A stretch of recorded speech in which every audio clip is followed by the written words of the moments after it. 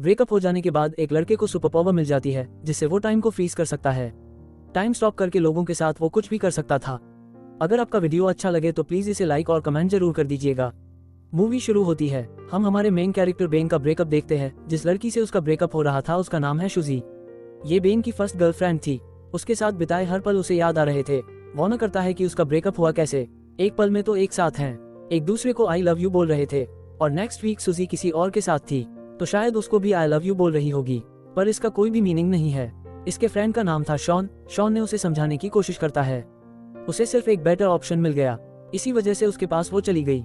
उसके बारे में तुम्हें ज्यादा सोचना नहीं चाहिए। तुम किसी ब्यूटीफुल सी लड़की को डेट करो, फिर उसे बुरा लगेगा और वो तुम्हारे पास वापस आ जाएगी। शॉन का लड़कियों के साथ एक्सपीरियंस बहुत ही घटिया था। हर लड़कियों उसे मार कर चली जाती थी, तो उसके एडवाइस बेन नहीं ले सकता। बेन आर्टिस्ट बनना चाहता है। जब भी उसकी ड्राइंग क्लास होती थी तो हमेशा लड़कियों को ड्रॉ करता था। हमेशा उसे सुजी की याद आती रहती थी। एक रात उसने उसे कॉल किया। उसने पूछा कि क्या हम फिर से एक साथ रह सकते हैं। उसने मना कर दिया। उस दिन रात में बेन बेड पर ही पड़ा रहता है। सुजी के जाने के बाद जैसे उसका ऑक्सीजन चला गया था, स्लोली उसकी नींद भी चली जाती है। उसने सोने का बहुत ट्राई किया पर वो कर नहीं पाया। अब सडनली उसके पास 8 एक्स्ट्रा आवर्स थे। वो अलग अलग चीजें ट्राई करता था पर फिर भी टाइम पास नहीं होता था। वो कुछ भी करे सुजी की याद हमेशा उसके साथ रहती थी। एक रात वो ग्रोसरी लेने के लिए गया हुआ था। वहां पर नोटिस देखता है कि उन्हें काम करने के लिए स्टाफ की जरूरत थी।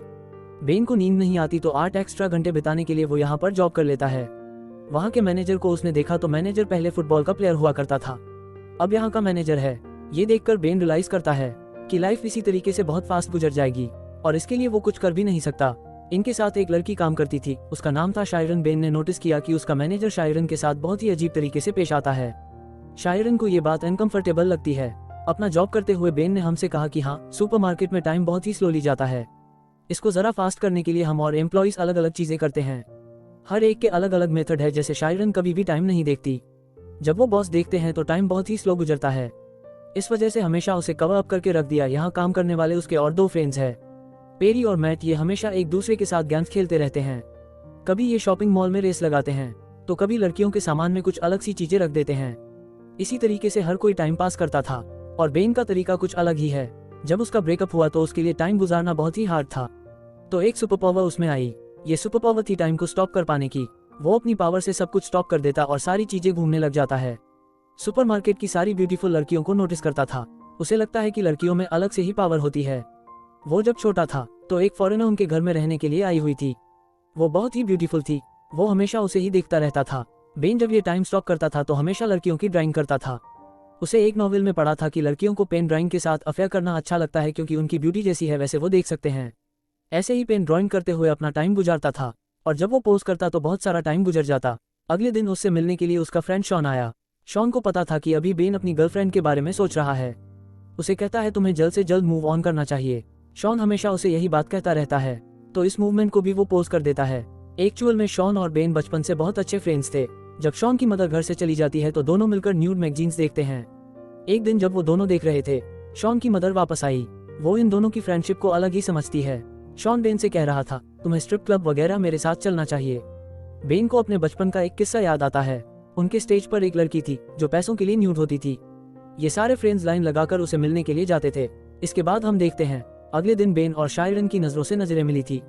लॉकर रूम में शायरन को जरा भूख लगी थी तो बेन का सैंडविच मांग लेती है। सैंडविच के पिकल का रंग लग गया था। जैसे कि बॉलीवुड मूवीज में होता है वैसे एक रोमांटिक सीन का मूवमेंट हुआ। ये मोमेंट बेन जाने नहीं देना चाहता था, सिर्फ फ्रीज करके रखना चाहता था। पर शायरन चली गई तो वो कुछ भी कर नहीं पाया। उसे अच्छा लग रहा था कि सुजी से मूव ऑन करके अब वो शायरन को लाइक करने लग गया। तभी उसके फ्रेंड डिस्कस कर रहे थे। मैट कहता है आज मैंने शायरन को डेट के लिए पूछा। मैट इसके लिए बहुत एक्साइटेड था पर बेन को बहुत बुरा लगता है। बेन कहता है हमेशा मेरे साथ ही ऐसी चीजें होती रहती है, वो जिसको भी लाइक करता है सब उससे दूर चले जाते हैं। नेक्स्ट डे बेन काम पर जाता है तो मैट अपने फ्रेंड से शायरन के बारे में बात कर रहा था। वो बता रहा था कि वो और शायरन कल रात इंटीमेट हुए। बेन का दिल टूट जाता है। इस मूवमेंट पर उसके मैनेजर उनके पास आए। वो कहते हैं मेरे एक ओल्ड फ्रेंड के साथ मैंने बैट लगाई थी। उसकी टीम के साथ हम सबको मिलकर फुटबॉल खेलना है। इस फुटबॉल मैच पर मैट को सपोर्ट करने के लिए शायरन भी आई हुई थी। इनमें से किसी को भी फुटबॉल खेलना आता नहीं था तो बहुत ही बुरी तरीके से हार रहे थे। ऑपोजिट टीम के 26 गोल हो गए थे, उनके 0 ही थे।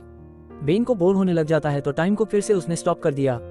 बेन हमसे कहता है मुझे हमेशा यहाँ पर बहुत ही ज्यादा सेफ लगता है, कोई भी उसे डिस्टर्ब नहीं कर सकता। कैफेटेरिया में गया तो अचानक से उसे कुछ आवाज आई। वो आसपास देखने लग जाता है। एक आदमी अनफ्रीज होकर वहां से भाग गया। बेन सिर्फ अकेला नहीं है जो टाइम स्टॉप करके घूम फिर सकता है। घूम फिर के बेन फिर से मैच में वापस आया। इनका लास्ट कॉल था तो मेट ने जोर से फुटबॉल को किक किया तो मैनेजर की नाक को तोड़ देता है। उसे हॉस्पिटल लेकर गया। वो बेन को कहकर जाता है कि शाम में शायरन को घर छोड़ देना। बेन और शायरन फिर कॉफी पर गए।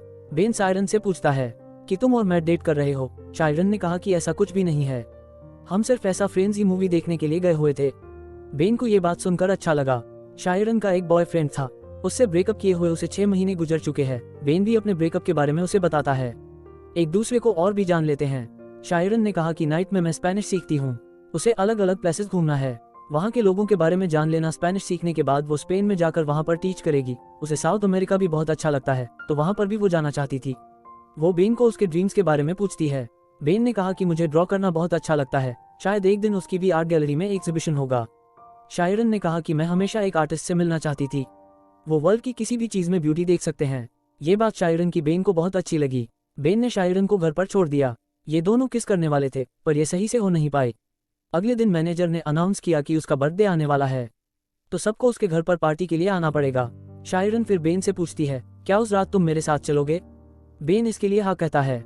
इन दोनों की एक ऑफिशियल डेट थी। मैनेजर ने बेन को बुलाया, कहा कि बर्थडे पर एक सरप्राइज ट्रिपर भी होनी चाहिए, इसका इंतजाम तुम करोगे। बेन को पता नहीं था कि वो ये कैसे करेगा, पर वो शॉन की हेल्प लेता है। शॉन को इन सब चीजों के बारे में बहुत ही अच्छी नॉलेज होती है। उसे एक पब में वो लेकर गया। वो एक लड़की से बात करता है। उस लड़की ने कहा कि मैं उस रात बहुत ही बिजी हूँ, मेरे एक फ्रेंड को वहां पर मैं भेज दूंगी। पर ये लड़की उसे बचपन से जानती है तो कोई भी प्रॉब्लम नहीं आएगा। शायद उसकी भी लव स्टोरी यहाँ से शुरू हो जाएगी।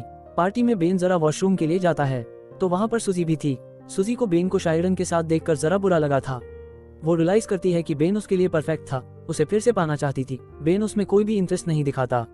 इसी के पेरलाल में हम देख सकते हैं मैनेजर शायरन से बात करने लग गया, उसे हरास करने लग जाता है तो शायरन इस पर गुस्सा हो गई और यहाँ से निकलने लग गई। उसने जब ऊपर बेन और सुजी को देखा तो उसी मूवमेंट पर सुजी बेन को किस कर रही थी। अगली मूवमेंट पर बेन ने उसे झटक दिया था पर शायरन ने देखा नहीं। वो गुस्से में वहां से चली गई। बेन रियलाइज करता है कि शायरन को क्या लगा होगा। उसने टाइम को स्टॉप कर दिया, सोचा कि शायरन को क्या बताएगा, पर कुछ भी वो सोच नहीं पाता। ऐसे उसने 2 दिन तक टाइम को स्टॉप करके रखा था। अनपोज करने के बाद भी शायरन उसको मना नहीं पाता। उसे मिलने के लिए गया पर शायरन उसकी कुछ भी बात नहीं सुनती। उसे फिर से नींद आना बंद हो जाता है। जैसे हमने पहले देखा था कि बेन के फ्रेंड्स ने उसे प्रैंक कॉल करके एक आर्ट गैलरी में मिलने के लिए बुलाया हुआ है, तो बेन एक्चुअल में अपना सब आर्ट लेकर उस आर्ट गैलरी में चला जाता है। वहाँ के एजेंट से उसने बात की तो उसे कोई भी अपॉइंट नहीं थी, पर एजेंट उसकी ड्राइंग देख लेता है। उसे ड्राइंग बहुत ही पसंद आए। वो बेन को अपॉर्चुनिटी देते हैं और अब उसका एक आर्ट शो होने वाला था। इसका इन्विटेशन बेन शायरन को देकर आता है। इस एग्जीबिशन है शायरन की बेन ने जो भी ड्राइंग बनाई थी सिर्फ यही लगाई हुई थी। ये सब कुछ बहुत ही ब्यूटीफुल था। बेन से एक आर्ट के एजेंट बात करने गई। वो कहती है मुझे तुम्हारी ड्राइंग बहुत ही पसंद आई। वो न्यूयॉर्क से थी, उसे बहुत बड़ी अपॉर्चुनिटी दे सकती थी। बात करते हुए बेन ने नोटिस किया कि शायरन भी ये शो देखने के लिए आई हुई है। ये आर्ट एजेंट उससे पूछ रही थी कि फ्यूचर में तुम क्या करना चाहोगे। बेन कहता है कि मुझे साउथ अमेरिका में जाकर ट्रैवल करके ड्राइंग करनी है। एक्चुअल में ये शायरन का ड्रीम था तो उसे साउथ अमेरिका में ट्रैवल करना है, तो बेन भी उसी के साथ ट्रैवल करके ड्रॉ करना चाहता था। शायरन उसकी सारी ड्राइंग देखकर बेन को माफ कर देती है। बेन फिर से उसे सॉरी कहता है, पर शायरन ने कहा कि पेंटिंग देखकर मैं सब कुछ समझ गई हूँ। बेन ने पूछा कि क्या तुम मुझ पर ट्रस्ट करती हो। शायरन ने कहा कि हाँ करती हूँ।